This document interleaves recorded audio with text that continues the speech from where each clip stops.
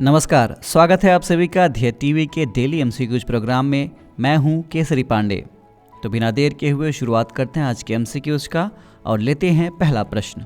हाल ही में स्कॉर्पियन श्रेणी की किस पनडुब्बी को इंडियन नेवी में शामिल किया गया है? आपके ऑप्शंस हैं A INS Kalvari, B INS Vagir, C INS Vela अथवा ऑप्शन डी INS करंज।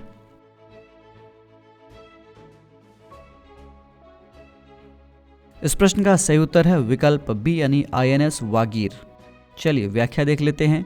हाल ही में प्रोजेक्ट 75 के तहत क्लास सबमरीन की 5वीं पनडुब्बी भारतीय नौसेना को सौंप दी गई। प्रोजेक्ट 75 के अंतर्गत स्कॉर्पियन श्रेणी की 6 पनडुब्बियों का स्वदेशी निर्माण किया जाना है।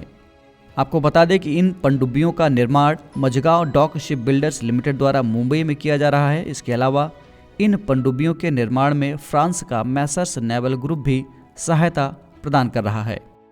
इस प्रोजेक्ट के तहत 6 पनडुब्बियों INS Kalvari, INS Khanderi, INS करंज, INS वेला, INS वागीर और INS वागशीर का स्वदेशी निर्माण किया जाना था, जिसमें से 5 पनडुब्बियों को नौसेना को सौंपा जा चुका है। बढ़ते हैं दूसरे प्रश्न की ओर। हाल ही में जारी हुए सामाजिक प्रगति सूचकांक 2022 में कौन सा राज्य या केंद्र शासित प्रदेश शीर्ष स्थान पर है? आपके ऑप्शंस हैं ए महाराष्ट्र, बी केरल, सी गोवा अथवा डी पुडुचेरी।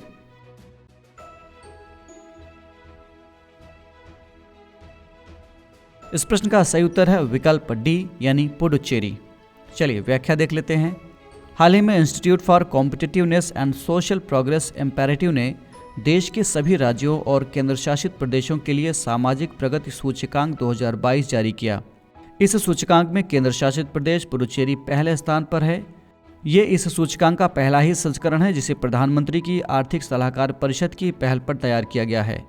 इस सूचकांक में बेहतर प्रदर्शन करने वाले शीर्ष 10 में से 4 केंद्र शासित प्रदेशों का स्थान है।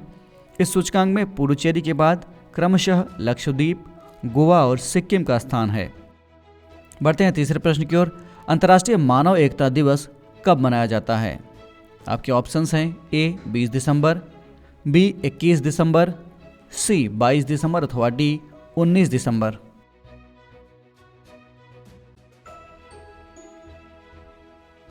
इस प्रश्न का सही उत्तर है विकल्प ए यानी 20 दिसंबर। चलिए व्याख्या देख लेते हैं।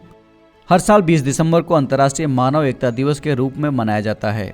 विश्व में एकता का संदेश फैलाने के लिए संयुक्त राष्ट्र ने साल 2005 में इस दिन को अंतर्राष्ट्रीय एकता दिवस के रूप में मनाने का फैसला लिया था। दुनिया में अनेक जाति, धर्म, लिंग और नस्ल के लोग रहते हैं।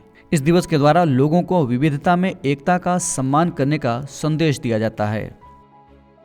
बढ़ते हैं फोर्थ क्वेश्चन की ओर। हाल ही में सुर्खियों में रही क्रायोमैश तकनीक के संबंध में निम्नलिखित में कौन सा अथवा कौन से कथन सत्य हैं?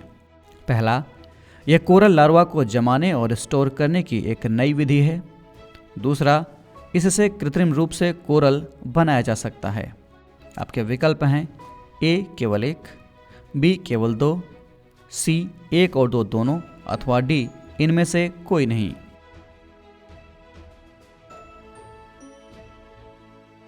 इस प्रश्न का सही उत्तर है विकल्प ए यानी केवल पहला स्टेटमेंट सही है, दूसरा गलत है। क्यों गलत है, इसके लिए देखते हैं व्याख्या को।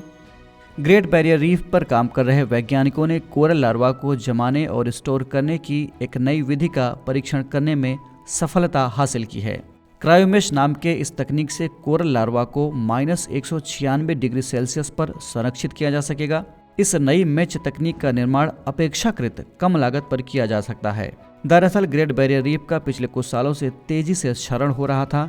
ऐसे में क्रायोमेश एक ऐसी बेहतरीन तकनीक साबित हो सकती है जिससे वहां प्रवाल भित्तियों को बहाल करने, उन्हें सुरक्षित करने में महत्वपूर्ण मदद मिल सकती है। बढ़ते हैं आज के इस कार्यक्रम के अंतिम प्रश्न की ओर यानी 5वें प्रश्न की ओर। अरनाला पोत के संबंध में निम्नलिखित में कौन सा कथन असत्य है? यानी आपको रॉन्ग स्टेटमेंट आइडेंटिफाई करना है। चलिए आगे बढ़ते हैं। आपके ऑप्शंस हैं ए, इसे पनडुब्बी रोधी युद्धक पोत परियोजना के तहत विकसित किया गया है। बी, इस पोत को Garden Reach ship builder and engineers ने भारत नौसेना के लिए तैयार किया है। सी, इस पोत का नाम महाराष्ट्र के एक पक्षी के नाम पर रखा गया है जो काफी पवित्र माना जाता है लेकिन अब विलुप्त हो चुका है। अथवा ऑप्शन डी, अर्नाला श्रेणी के पोत भारतीय नौसेना के अभय श्रेणी के पोतों का स्थान लेंगे।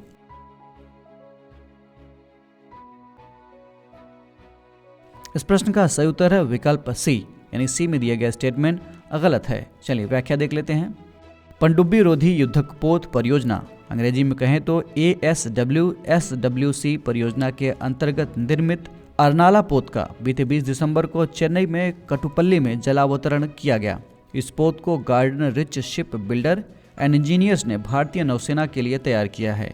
इस पोत का अर्नाला नाम महाराष्ट्र के वसई से 13 किलोमीटर दूर एक अर्नाला द्वीप के नाम पर रखा गया है। यह नाम मराठा योद्धा छत्रपति शिवाजी महाराज ने रखा था। अर्नाला श्रेणी के पोत भारतीय नौसेना के अभय श्रेणी के पोतों का स्थान लेंगे। तो ये था आज का डेली एमसीक्यूज कार्यक्रम।